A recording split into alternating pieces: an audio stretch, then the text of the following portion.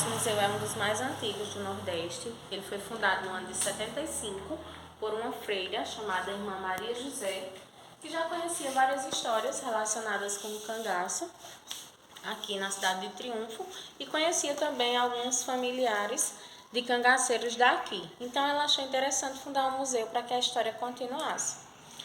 Então ela conseguiu todas essas peças através de doações do pessoal da época. Todas são originais e da época do cangaço. Vai ter algumas que pertenceu a eles, mas a maioria é só da época mesmo, tá? Nesses punhais aqui, nós vamos ter um destaque que pertenceu ao Curisco, que era o diabo loiro, que é esse daqui, e o restante é só da época do cangaço mesmo.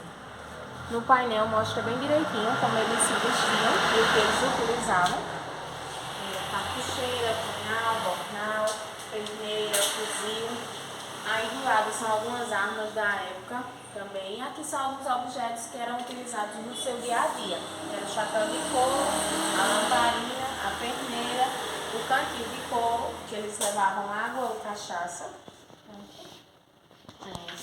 Lampião, seu nome real é Virgulino Ferreira da Silva, e esse apelido Lampião gerou devido a um rifle que ele tinha, que quando atirava saía a tocha do Lampião. Ele passou 20 anos no cangaço, entrou no ano de 18 e morreu no ano de 38, na Grota do Angico, que fica na divisa entre Sergipe e Alagoas. Como mostra aqui no painel, no dia tinha 11 cangaceiros e todos foram mortos e degolados, onde foram expostos no degrau da igreja de Piranhas, como mostra aí a imagem. Depois da morte de Lampião, o Curisco, que era o diabo loiro, continuou com o restante do bando, mas ele só durou mais 2 anos. Aí no ano de 40, acaba o cangaço da Copa de Lampião.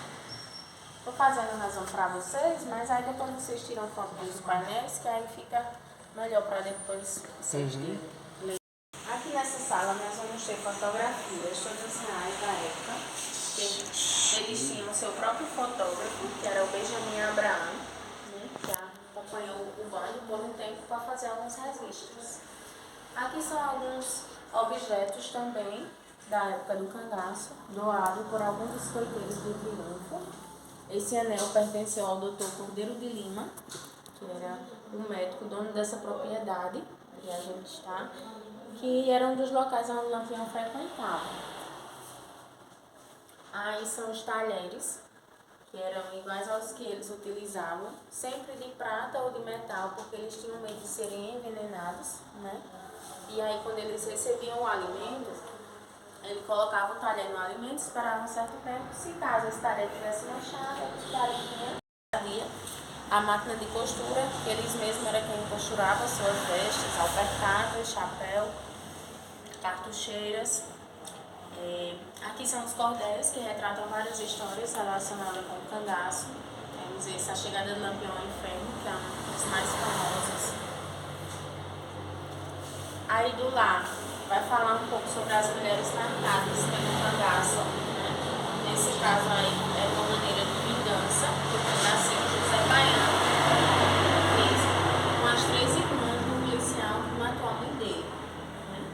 Geralmente era alguma maneira de vingança.